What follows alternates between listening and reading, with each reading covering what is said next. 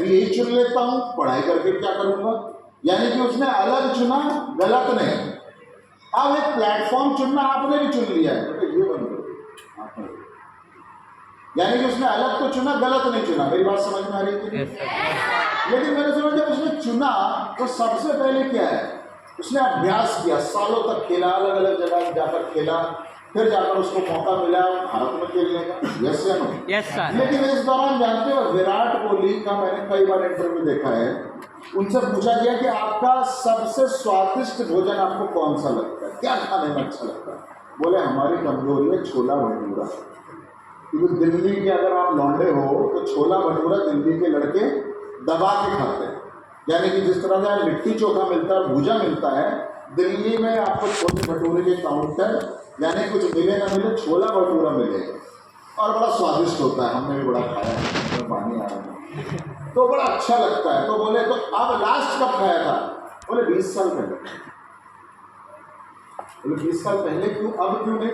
बोले अब मैं क्रिकेटर हूँ, मेरे शरीर के अंदर वो जाता है तो निगेटिविटी करता है, मैदा है, तला हुआ है, मेरी फिटनेस पे असर पड़ता है, मेरे दौड़ने भागने पर उसका असर पड़ता है, और मेरा शरीर और दिमाग अगर ठीक नहीं रहेगा तो मैं कितना भी काबिल हूँ बल्ले से, खेल नहीं पाऊंगा।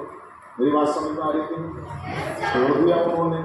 फिर उन्होंने चीनी छोड़ दी, यानी कि चीनी खाए हुए तो उन्हें जमाना हो गया। क्यों? क्योंकि चीनी स्लो पॉइजन है।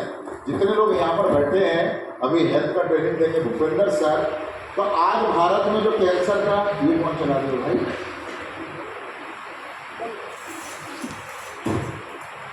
आज आप देख रहे होंगे कि कोई आदमी सिगरेट नहीं पी रहा, गुटखा नहीं खा रहा, शराब नहीं पी रहा, फिर भी वो कैंसर का शिकार बन जा रहा है। तो उसके पीछे 3 चीजें हैं, एक टूथपेस्ट आपका, दूसरा नमक, सफेद नमक, क्योंकि नमक सफेद कभी भी नहीं होता, उसको ब्लीच किया जाता है और उसमें सल्फर डाला जाता है। चीनी गन्ने से बनती है, चीनी से यानी गन्ने से गुड़ भी बनता है। डायबिटीज का आदमी गुड़ खा सकता है, चीनी नहीं खा सकता। बनता दोनों गन्ने से ही है, क्योंकि जब चीनी बनती है तो उसमें सल्फर नाम के केमिकल का प्रयोग होता है जो शरीर में कैंसर पैदा करता है।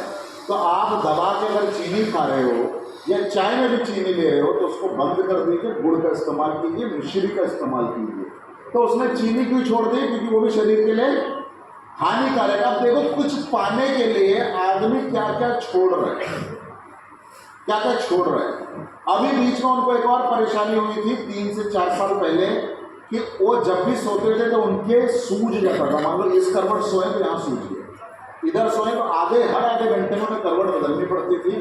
उनको लगता था तो बीमारी पनप रही है, डॉक्टर को दिखाना चाहिए। जब उन्होंने दिखाया तो पता चला, डॉक्टर ने बोला कि आपको अपने शरीर के अंदर मांस बंद करना होगा, यानी कि कोई भी प्रकार का नॉनवेज आपकी बॉडी में नहीं जाना चाहिए था, अगर आपको आगे इस बीमारी से निकलना है। दवा के साथ साथ ये परहेज चाहिए। आज अनुष्का शर्मा, उनकी बीवी, और Virat Kohli vegan diet follow करते हैं, जिसका नाम स्पेलिंग है VEGAN। वीगन डाइट का मतलब है जानवर से निकला हुआ कोई भी पदार्थ प्रयोग नहीं करते।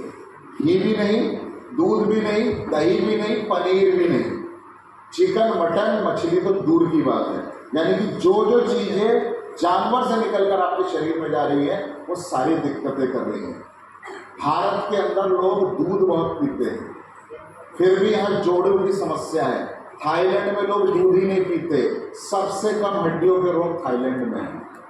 क्योंकि पहले आप गाय का दूध पीते थे, छोटी गाय का, यस या नो, और वो गाय खुद चारा खाती थी, तुम्हारा दिया नहीं खाती थी, तो वो अपने हिसाब से जड़ी बूटी लेती थी, उसके दूध से आपको मिल जाता था।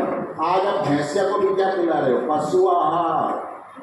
भैया भैंसिया भी प्रोटीन खा रही है आजकल, जिसका पैसा बोला भैंसिया को खिलाओ, भर भर के दूध देगी। तो अगर आप दूध भी पीते हो तो वो भी शरीर के लिए हानिकारक है। अगर आप वो भैंस का घी भी खा रहे हो तो भी हानिकारक है। सिर्फ अगर घी आपको खाना है तो आपको छोटी गाय का, बड़ी वाली का नहीं। ये मैं नहीं बोल रहा हूँ, सर्वे बोल रहे हैं। तो आप सोचो उन्होंने वो डाइट भी छोड़ दी। जो आदमी मछली खाता हो, मटन खाता हो, आपसे वो बोल दे भैया नॉनवेज छोड़ दो, तो आप बोलेंगे सर जीना छोड़ देंगे, खस्सी नहीं छोड़ेंगे। नॉनवेज वालों के साथ यही परेशानी है। उससे बोलते भाई कल से मटन उसके सामने रखो, तो खाना नहीं है भाई, सिर्फ देखो, खुशबू आ रही है, लोग हड्डी चबा रहा है, खींच रहा है, नली चूस रहा है, वो देख रहा है, संभव है उसके। लेकिन अगर वो ये काम कर गया तो होगा क्या? रिजल्ट अच्छा होगा, खराब होगा? तो आप सोचो उसने अपने आप को यहां तक पहुंचाने के लिए क्या क्या छोड़ा। ये तो कुछ चीजें हम जानते हैं, और भी कई सेक्रीफाइस होंगे। यस या नो? जब वो इंडिया के लिए नहीं खेलते थे, डोमेस्टिक यानी कि राष्ट्रीय स्तर पर खेलते थे, पिताजी गुजर गए।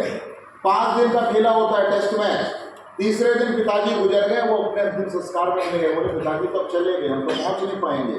दाह संस्कार हो गए, यानी कि उस लड़के ने अपने पिताजी को जलते हुए भी नहीं देखा। क्यों? क्योंकि उसने बोला भैया पिताजी चले गए और पिताजी की इच्छा थी कि मैं भारत के लिए खेलूं, तो मैं उनकी इच्छा पूरी करने के लिए वहां जाऊं। पिताजी तो चले गए, उनको क्या पता मैं आया भी था या नहीं आया था। तो मैं अपने काम में रहूंगा, और आपके वहां भैंसे का बछड़ा हो जाता है तो आप फॉलो पे नहीं जाते। आपके वहां बुआ की बेटी की शादी होती है तो सारे तो फेरे आप ही नहीं पढ़ना, पंडित तो आप ही हो ना।